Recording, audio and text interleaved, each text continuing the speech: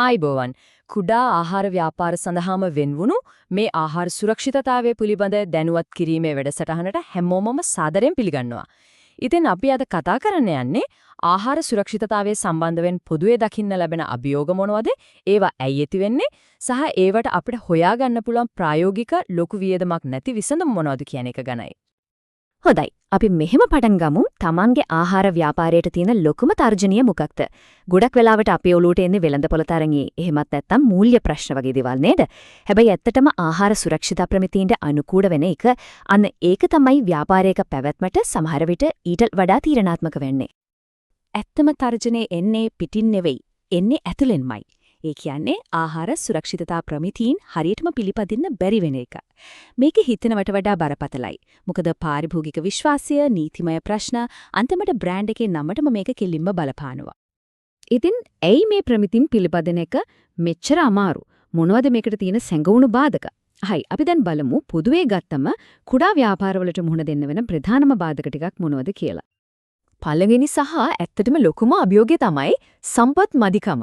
දැන් බලන්න කුඩා ව්‍යාපාරයකට අලුත්ම නූතන උපකරණ ගන්න එක ලේසි නෑ. ඒකට ලොකු මුදලක් යනවා. ඒ වගේම තමයි ෆුඩ් සේෆ්ටි ගැනම බලන්න වෙනම මැනේජර් කෙනෙකු පඩියට තියාගන්න එකත් අමාරුයි. ඉතින් අන්තිමට මොකද වෙන්නේ? ව්‍යාපාරයේ අයිතිකාරයාට හරි මැනේජර්ට හරි තමයි අනිත් වැඩ 1000ක් අස්සේ මේකත් බලා ගන්න වෙන්නේ. එතකොට ඉතින් කාලය කියන එක ලොකුම ප්‍රශ්නයක් වෙනව නේද? දෙවෙනි එක තමයි දැනුම සහ ලිය කියවිලි හරියට තියාගන්න එකේ තියෙන ප්‍රශ්න. ගොඩක් වෙලාවට මේ නීති රීති මොනවද? ඒවා හරියටම කරන්න ඕන කොහොමද කියන එක ගැන ලොකු අවබෝධයක් පුහුණුවක් නැහැ. අර අපි ඉස්සරහින්දම කළේ මෙහෙම තමයි කියන කතාව තියෙන්නේ. අනේ මානසිකත්වය නිසා අලුත් ක්‍රම පිළිගන්න ටිකක් අදිමදි කරනවා. ඊට පස්සේ අර ඔඩිට් එකකට ඕන කරන රිපෝට්ස්, ඒ කියන්නේ ටෙම්පරේචර් ලොග් වගේ දේවල් හරියට තියාගන්න එක හරිම කරදරයක් බරක් විදිහටයි ගොඩක් අයට දැනෙන්නේ. HCCP කියන එක මේ දැනුමේ හිඩැසට හොඳම උදාහරණයක්. මේක ඇත්තටම හරිම වැදගත් විද්‍යාත්මක ක්‍රමයක්. ආහාර හදනකොට එන්න පුළුවන් අවදානම් කලින්ම අඳුරගෙන ඒව පාලනය කරන්න තමයි මේක පාවිච්චි කරන්නේ. හැබැයි ආහාර විද්‍යාව ගැන ගැඹුරු දැනුමක් නැති කෙනෙක්ට මේක තනියම කරන්න යන එක ටිකක් බය හිතෙන ලොකු දෙයක් වගේ පේන්න පුළුවන්. ඊළඟ කාරණය තමයි තියෙන තැන, ඒ කියන්නේ යටිතල පහසුකම් වල තියෙන සීමා.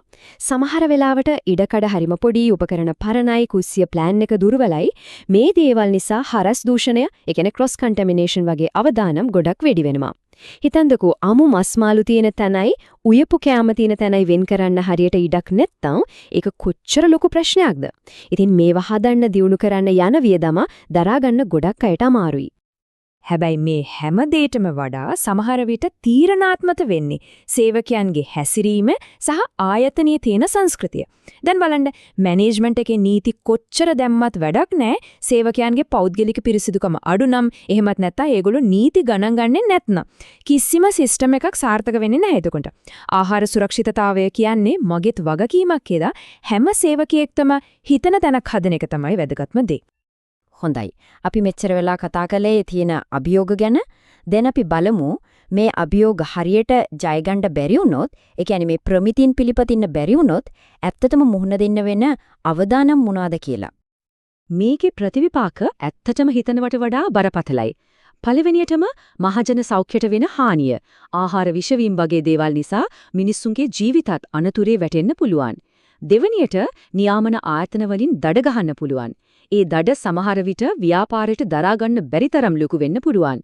ඊළඟට හදපු බඩු ආපහු ගෙන්න ගන්න වුණොත් ඒකට යන වියදම පාරිභෝගිකයන්ගේ විශ්වාසය නැති වෙන එක මේ හැමදේම බ්‍රෑන්ඩ් එකට කරන හානිය සුළුපොටු නෑ. අන්තිමේදී මේ ඔක්කොම එකතු වෙලා ව්‍යාපාරෙම වහලා දාන වෙන තැනට වැඩ යන්න පුළුවන්. හරි ප්‍රශ්න ගැන කතා කළා, අවදානම් ගැනත් කතා කළා. බය වෙන්න දෙයක් නැහැ. දැන් අපි බලමු මේවට මුහුණ දෙන්න පුරුවන් ප්‍රායෝගික ලොකු වියදමක් නැති ලේසියම ක්‍රියාත්මක කරන්න පුරුවන් විසඳුම් මොනවද තියෙන්නේ කියලා. මෙතන තියෙන හොඳම විසඳුම තමයි ශක්තිමත් ආහාර සුරක්ෂිතතා සංස්කෘතියක් ගොඩනගන්න එක. මේකට ලොකු සල්ලි ඕන නැහැ. වැදගත්ම දේ තමයි කලමනාකාරීත්වයේ කැපවීම. එයාලා ආදර්ශයෙන්ම මේක පෙන්වන්න ඕන. සේවකයන්ට දිගටම සරලව දේවල් මතක් කරන්න, පුහුණු කරන්න.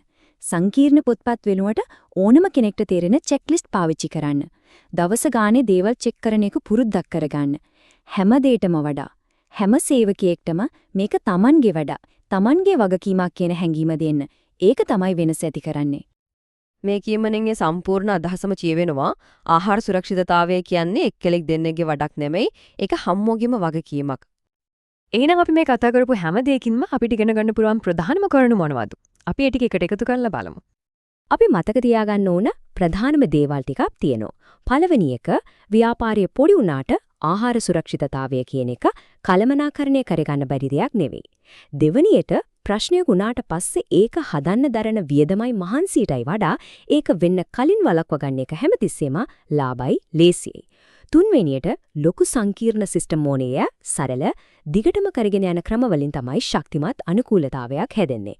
සහ අන්තිමට හොඳම ආරක්ෂාව තමයි අපි හදාගන්න ශක්තිමත් ආහාර සුරක්ෂිතතා සංස්කෘතිය. ඉතින් මතක තියාගන්න ආහාර සුරක්ෂිතතාවය කියන්නේ එකපාරක් කරලා ඉවර කරන දෙයක් නෙවෙයි. ඒක දිගටම කරගෙන යන ගමනක්. පොඩියට පටන් ගන්න හැබැයි හැමදාම ටික ටික දියුණු වෙන්න. මොකද ආහාර සුරක්ෂිතතාවය කියන්නේ Tamanගේ ව්‍යාපාරයේ විතරක් නෙවෙයි Tamanගේ පාරිභෝගිකයන්ගේ සෞඛ්‍යයත් අතිවාරම.